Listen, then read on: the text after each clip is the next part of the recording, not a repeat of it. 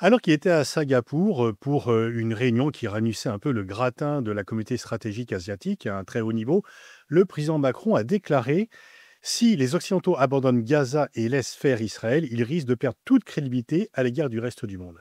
C'était un signal envoyé effectivement aux pays du Sud global qui disent que les Occidentaux, et notamment à la France, mais pas qu'elle, ont deux attitudes tout à fait différentes, très strictes pour le respect du droit international lorsqu'il s'agit de l'agression russe de l'Ukraine, et plutôt passifs par rapport à cette même application du droit international lorsqu'il s'agit de l'occupation de territoires par la force par Israël sur la Palestine et des bombardements aussi massifs de civils.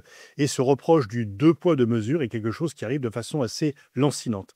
Et au moment où, dans son discours, le président Macron a voulu convaincre ses auditeurs de la nécessité de faire pièce à l'agression russe en Ukraine en disant que si on laissait les Russes conquérir l'Ukraine, eh bien, finalement, c'était la porte ouverte à de nombreuses violations du droit international, le fait ce rappel est à la fois tardif et bienvenu. Bienvenu parce que sur le constat, on ne peut qu'être d'accord avec le président Macron. Effectivement, on nous est reproché dans le Sud global d'avoir un double standard. Et au moment où le Sud global prend une importance diplomatique de plus en plus forte, les BRICS, mais pas seulement, au moment où il se fait de plus en plus entendre, effectivement, il vient mettre en accusation les pays occidentaux pour leur hypocrisie, pour le fait qu'ils traitent, ils mettent toujours en avant des principes universels, mais que ces principes, ils les appliquent de façon sélective. Ce constat est lucide, mais il est tardif parce que nous sommes nombreux à alerter depuis très longtemps sur ce fait que nous perdons notre crédibilité morale à laisser faire Israël par rapport aux Palestiniens. Et quand on le faisait, on était très rapidement traités d'antisémites. On nous disait que on s'occupait de ce conflit parce que c'était Israël, qu'on était animé par la haine d'Israël, alors même qu'il y a aussi des pacifistes israéliens qui disaient cela. Donc effectivement, constat lucide mais tardif. Mais surtout, si nous sommes nombreux à dire depuis longtemps que nous perdons notre crédibilité morale à ne rien faire de réel sur Gaza, nous sommes des commentateurs, nous ne faisons pas le même métier que le président de la République. Lui, c'est pas un commentateur, c'est un acteur et un acteur central et important de la vie diplomatique. Il est quand même le chef d'État d'un membre permanent du Conseil de sécurité et d'un pays qui veut avoir une diplomatie et qui, pendant très longtemps, a été extrêmement active sur la question palestinienne au nom du droit des peuples à disposer d'eux-mêmes, au nom des principes que la France mettait en avant, qui lui valaient d'ailleurs une très grande popularité. Ce qui est un peu curieux et malheureux, c'est que, en large partie pour des raisons de politique intérieure, la France est moins active sur ce dossier. Elle l'était alors que le Sud global était moins puissant, était moins à l'écoute de ce que l'on faisait.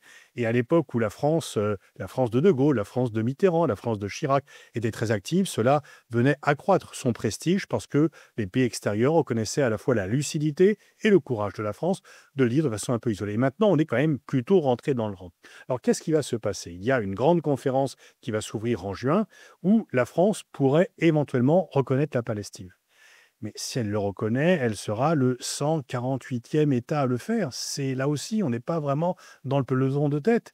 Qui tient le rôle que la France jouait auparavant au sein de l'Union européenne ou au sein des pays occidentaux? C'est l'Espagne. Mais l'Espagne n'a pas, quel que soit le respect que l'on puisse avoir pour l'Espagne, elle n'a pas tout à fait le statut diplomatique de la France.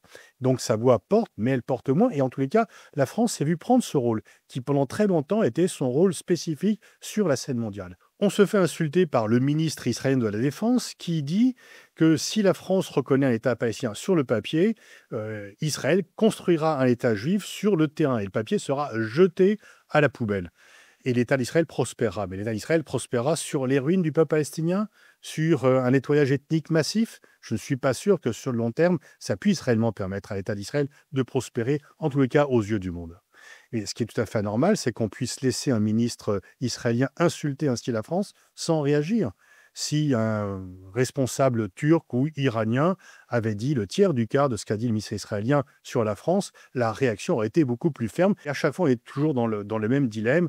On a peur de réagir par rapport à Israël, toujours en essayant d'éviter l'accusation antisémitiste qui est brandie de façon quasi systématique dès qu'on critique le gouvernement israélien actuel. Ce ministre va même dire que le président Macron soutient le Hamas et que la fête nationale française pourrait être désormais le 7 octobre.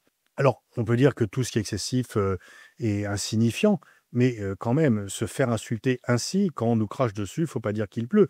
Il faut aussi réagir avec la même force. Et en tout cas, il ne faut pas avoir peur de répondre et ne pas laisser faire de telles insultes. Alors, il y a mieux, c'est l'ambassadeur des États-Unis en Israël qui a proposé que la France cède une partie de la Côte d'Azur pour créer un État palestinien. Désormais, la Riviera intéresse beaucoup et Donald Trump est son ambassadeur en Israël. Là, de nouveau, provocation. Si un ambassadeur de France avait fait une telle saillie par rapport au président Trump, il serait immédiatement révoqué. Donc vraiment, il y a une possibilité de tirer. Pourtant, on peut voir que la France commence timidement à prendre des positions un peu différentes sur ce qui se passe à Gaza, timidement, tardivement. Pour l'instant, ça reste au stade des paroles. Pour l'instant, ça reste au stade du commentaire, pas du tout de l'action. Mais ces simples commentaires suscitent des déclarations incendiaires de responsables américains et de responsables israéliens. Nous ne pouvons pas nous laisser faire. Nous sommes à un moment clé. L'humanité nous regarde. Le jugement de l'histoire sera terrible si nous ne faisons rien. Donc oui, monsieur le président de la République, vous avez un constat qui est juste, mais vous êtes président de la République et donc vous n'êtes pas prof d'université, il faut désormais passer à l'action.